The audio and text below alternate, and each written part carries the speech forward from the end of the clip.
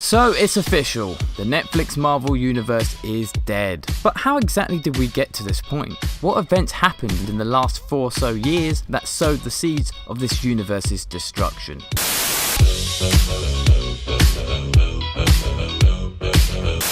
Back in 2015, Marvel and Netflix kickstarted their TV universe with an incredible entry, Daredevil. The show arrived on Netflix and performed incredibly well, being praised by both fans and critics. And of course it managed to completely wipe our memories of that horrific incident back in 2003. Get that out of here. Not only that, but suddenly Daredevil became cool, and his show was now up there with the likes of Game of Thrones. Then Marvel and Netflix struck gold once again with the release of Jessica Jones Season 1, a show that featured an intriguing hero, a great villain and some great writing. Top it off with some fantastic performances from the entire cast. So far, so good. And Marvel and Netflix weren't done there. They announced that Luke Cage, who had previously appeared in Jessica Jones, would be getting his own show, and that an Iron Fist show would also follow. And to top it all off, they were going to create their own TV version of the Avengers in the form of the Defenders, which would get its own series. Things were looking pretty good in this Netflix MCU. So next up was Luke Cage's first ever TV show, and although reactions to this show were somewhat mixed, the majority of responses were positive. The radical change in style to an almost 70s blaxploitation style was a nice addition and helped the show stand out from the rest. And much like the previous 2 shows, Luke Cage featured some pretty stellar performances from pretty much the entire cast. One more show and then Marvel and Netflix could finally tie up their first run with the Defenders. And eventually that show would come out in the form of Iron Fist. And ladies and gents, this could be considered as being the first warning sign, the first bad omen, not that omen. Iron Fist felt a bit flaky even before its release, with reports coming out about the showrunners flip-flopping between making it a 13-episode TV season or making it a feature-length TV film. Then came in poor Finn Jones, who took up the role of the Iron Fist, only to be given hardly any time to train for the fight scenes. In fact, it's been reported that many of the fight scenes were created and practiced right there and then on set, which would explain a few things. Combine that with a weak story and a fucking whiny, annoying protagonist, and you've got the perfect recipe for a train wreck. And oh, what a wreck it was. The show was largely disliked by both critics and fans and put a real bad taste in the viewers' mouths. In fact, the show created such a bad wound that the Netflix MCU would be limping on from it for the rest of its remaining years. Then finally Defenders came out, and at this point we were all like, well, yeah, I guess I've been waiting for this for a few years, so maybe I'll watch it. But we were all still scarred by the horrors that was Iron Fist.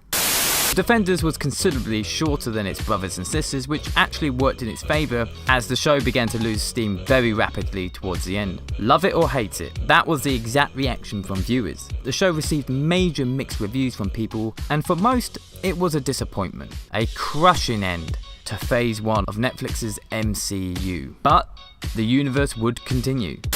During Daredevil's second season, which was met with general praise from viewers, the Punisher was introduced and proved to be such a popular character with audiences that he managed to get his very own series. His series followed the recent trend of Marvel Netflix shows by also receiving mixed opinions. Things were beginning to look a tiny bit shaky for this universe. Jessica Jones Season 2 was up next. However, unlike her first season, Season 2 would prove to be another disappointing entry from Netflix. So bad, in fact, that I personally can't even be bothered to finish it. Unless I need a snooze.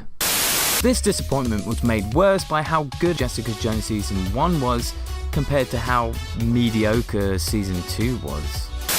And the next show to come out was Luke Cage Season 2. Coming out after Jessica Jones Season 2, Luke Cage seemed like a breath of fresh air at first. Although it started off well and introduced us to another interesting villain to the show, it still suffered from poor pacing and repetitive Netflix MCU tropes. By this point, what was once a highly praised set of shows was now becoming rapidly mediocre. Audiences were also becoming increasingly frustrated with the lack of connection to the larger MCU, and how huge events in that had little to no impact on the Netflix shows. The lack of proper budget for these shows was also beginning to hurt the Netflix MCU, particularly in shows that really required it, such as Luke Cage or Iron Fist. Another criticism that began to come up with fans was the show's length and pacing. Each show was 13 episodes long, and nearly every one of them would start off big and then drag its pacing throughout the entire show until we finally got to the finale. Iron Fist Season 2 was not far behind and was actually somewhat of an improvement over its first. Danny Rand was less arrogant and less of a whiny twat. However, much like Season 2 of Luke Cage, Iron Fist still carried with it the same issues that these shows had been plagued with, being bad pacing, poor plot points, and the lack of a proper budget for these types of shows. Daredevil Season 3 was up next, and there was much speculation as to how this season would play out. But Season 3 arrived and it turned out to be one of the best seasons of Daredevil and of any season of the Netflix MCU. Season 3 displayed great writing, creative visual storytelling, and some outstanding performances from nearly everyone in the entire cast. But it didn't matter, because the entire Netflix MCU had already begun to officially crumble. Although it's crazy difficult to get any accurate information from Netflix about viewerships on certain shows, a study done on social media trends regarding Daredevil, Jessica Jones, Luke Cage and Iron Fist revealed that there was some serious decline in popularity between all of these shows, and this started after the release of The Defenders, and had been steadily declining with each show's second season. By the time Season 3 of Daredevil arrived, it didn't really matter how good it was. The damage was already too much. It wasn't long after Iron Fist Season 2 that Netflix announced that the show would not be coming back for another season. They cancelled it. The show was officially dead. Some were shocked at this announcement, and others felt it was coming. But what was to follow would shock fans everywhere.